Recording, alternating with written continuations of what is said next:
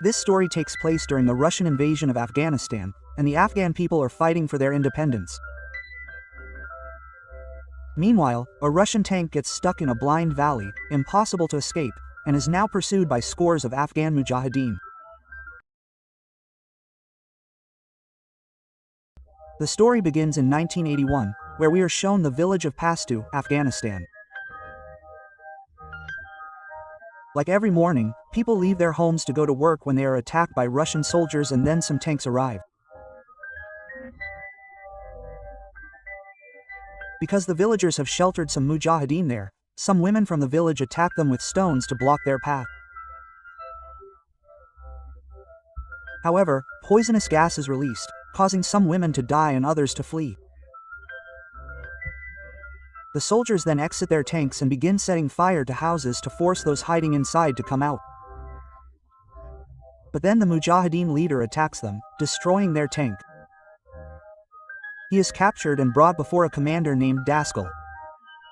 He asks, "Where are your comrades?" The leader replies, "They're spread all over Afghanistan. You can never capture Afghanistan." Quote. Daskal becomes furious and orders one of his tank pilots to run the tank over him. Just then, the women who had fled return, including the leader's wife. She pleads to spare her husband, but the soldiers refuse. He orders Daskal and Chan to run the tank over the mujahideen leader, but he hesitates to do so. This enrages Daskal, and his outbursts force Kaur Chan to act, killing the mujahideen leader. They take their tank and leave the village. The convoy of their tanks is far ahead of them. They are asking for directions, and they accidentally give them the wrong direction, leading them to the blind valley. At this point, their radio signal is lost, and they continue on the wrong path.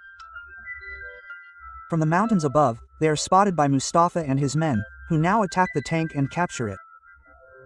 In the village, it is shown that the people who were outside have returned. They see devastation all around. Just then, Mustafa arrives with his men and informs the villagers that the tank that wreaked havoc here has separated from its group. It has gone towards the blind valley. They can attack and destroy it.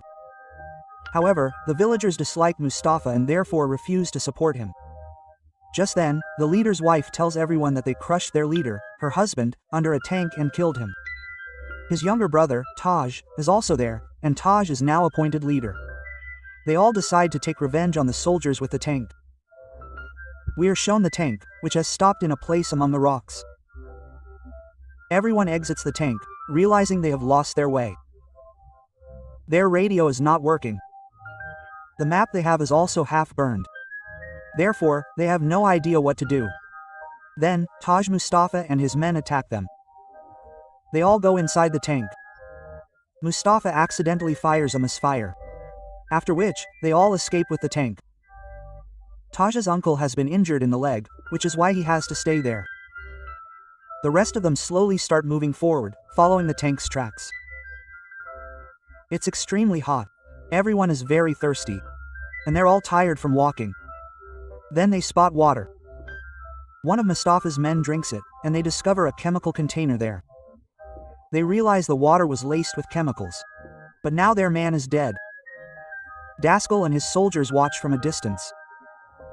Daskal tells his soldiers to attack them with a cannon. But as they fire, the bomb gets stuck in the cannon's barrel, and it could explode at any moment. So everyone gets out of the tank and lies down on the ground. But it doesn't explode for a long time, and Daskal tells Samad that they must remove the bomb.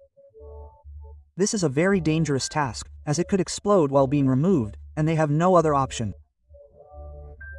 Kavarchan accompanies Samad, and they remove the bomb and deliberately place it on the road. In fact, there's a smaller bomb underneath the larger bomb.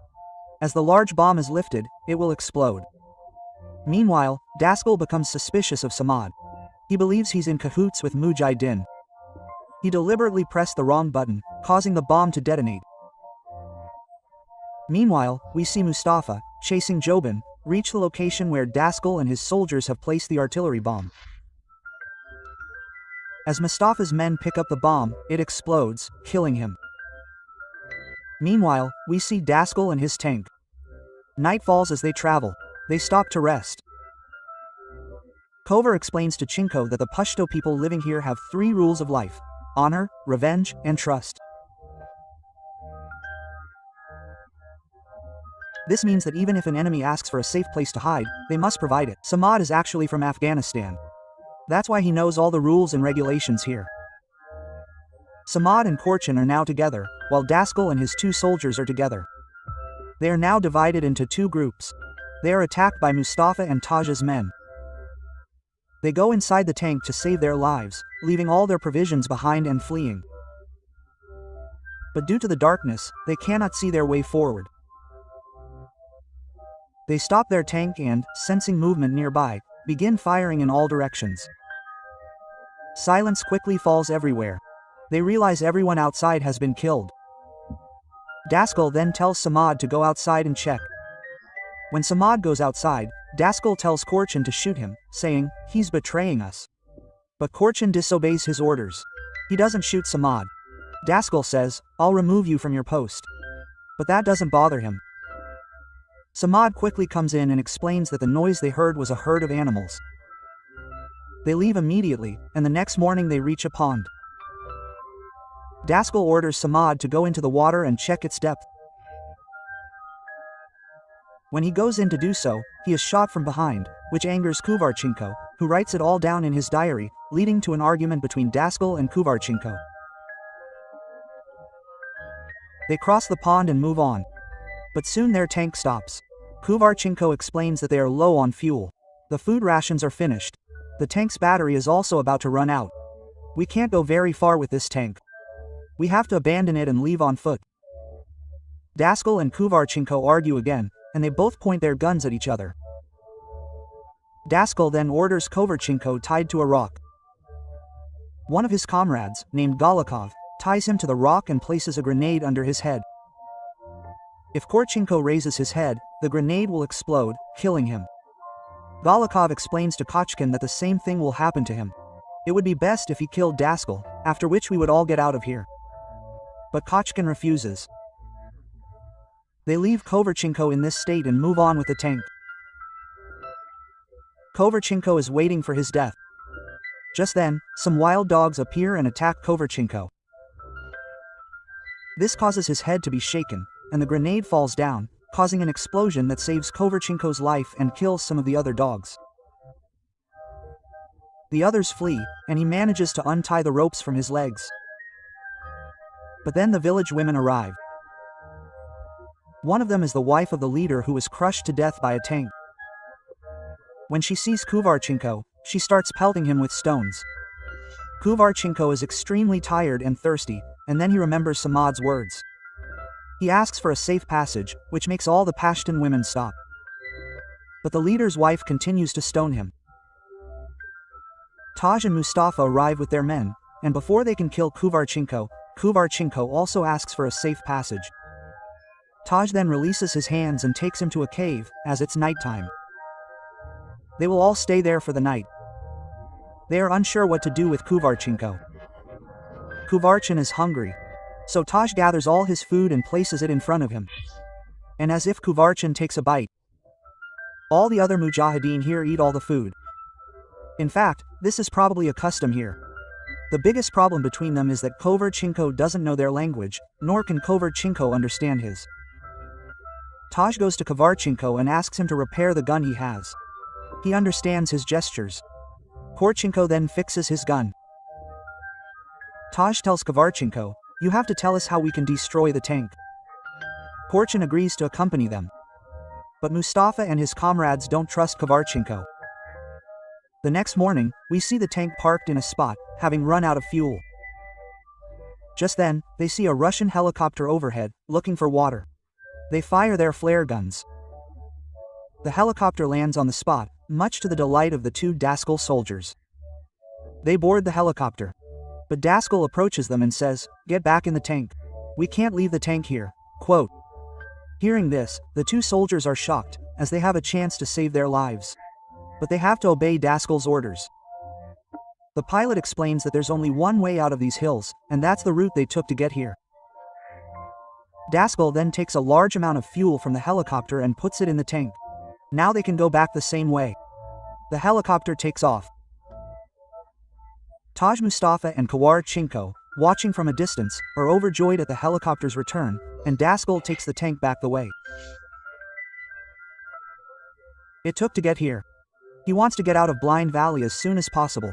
That's why he keeps driving the tank all day and all night. The tank's engine has overheated. If they don't add water to the engine, it will stop. Soon they reach the same pond where they mix the chemical. They see that the same helicopter they found earlier is there. It had come here in search of water, and they drank the poisonous water, causing their deaths. Daskal is deeply saddened by this sight, as it was he who killed his own men. While filling the tank's radiator, Daskal sees through his binoculars that Taj Mustafa and his men are running towards them in the distance. They know the shortcuts, which is why they reach them so quickly. Daskal tells his soldier to get inside the tank. But when they try to start the tank, it won't start because its battery is down. Daskal begins firing from the tank's gun, and after a few rounds, the gun stops firing. Daskal realizes that the gun's ammunition is exhausted. Then, Daskal attacks them with the tank's cannon. But none of his shots hit the right spot. Kowalchenko is about to fire at the tank's fuel tank, which will cause it to explode, knowing it contains the tank's fuel tank. But then the tank starts, and they leave with it. Kowalchenko sees that the tank is leaking fuel, meaning it can't go very far. Taj and Kowalchenko want to pursue. But Mustafa says, they're running away. We've already found something more than what we needed, quote. So he stays with his men near the helicopter, and Taj and Kowalchenko continue their pursuit of the tank.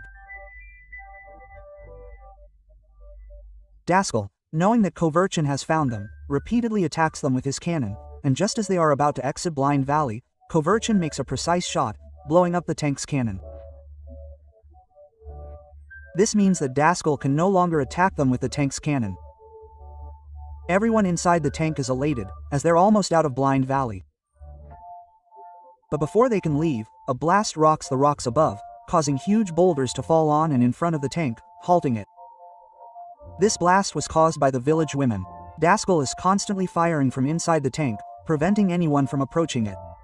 Furthermore, the wife of the leader who is crushed to death under the tank throws a grenade at the tank, but it doesn't affect the tank. Now, Daskal, desperately trying to get the tank out of here, breaks the tank's fuel belt.